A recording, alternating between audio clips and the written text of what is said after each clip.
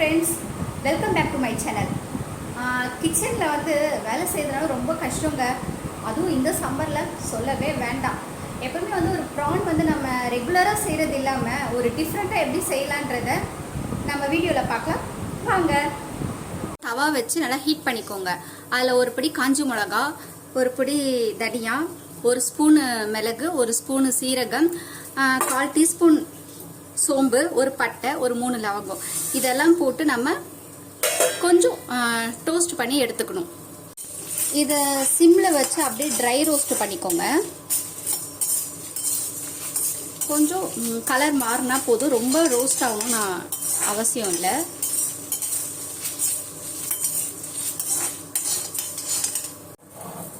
எண்ணெய் நல்லா ஹீட் ஆனதுக்கப்புறம் நம்ம ஆனியன் சேர்த்துக்கணும்.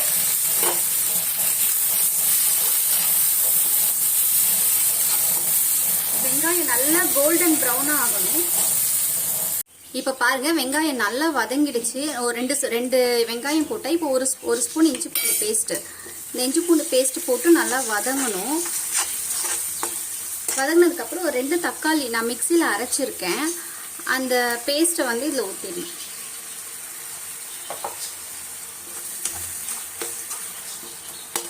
இப்போ இந்த வெங்காயம் தக்காளி நல்லா ஒரு எண்ணெய் பிரிஞ்சு வர அளவுக்கு நல்லா வதங்கணும். இப்போ பார்த்தீங்கன்னா இந்த வெங்காயம் தக்காளி நல்லா வதங்கி எண்ணெய் பிரிஞ்சு வந்துடுச்சு. இதில் நம்ம அரைச்சி வச்ச பொடி, மஞ்சத்தூள், இது ரெண்டுத்தையும் போட்டுருங்க. போட்டுட்டு நல்லா மிக்ஸ் பண்ணிக்கோங்க. நல்லா மிக்ஸ் பண்ணிட்டு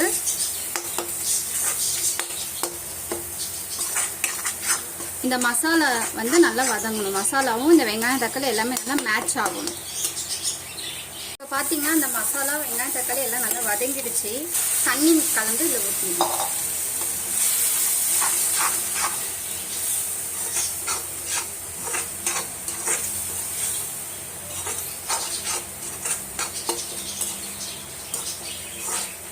நம்ம ஆல்ரெடி கழுவி வச்சிருக்க ப்ரான்ல மஞ்சத்தூள், மிளகாத்தூள் போட்டு மிக்ஸ் பண்ணி வச்சிருக்கேன். அது இதோட மிக்ஸ் பண்ணிடுறேன்.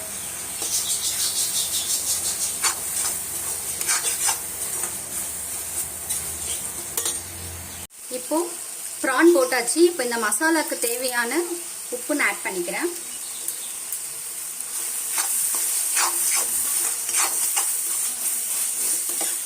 இப்போ இதுல இருந்து நல்லா எண்ணெய் பிரிஞ்சு வரட்டும். இப்போ பார்த்தீங்கன்னா ப்ரான் நல்லா வெந்துடுச்சு. ஃபைனல் இதாங்க. லாஸ்ட்டாக ஆஃப் பண்ணுறதுக்கு முன்னாடி கருவேப்பிலை கிள்ளி போட்டு அவ்வளோதான், ஃபினிஷ். இப்போ நம்ம தலைவர் ரெடி.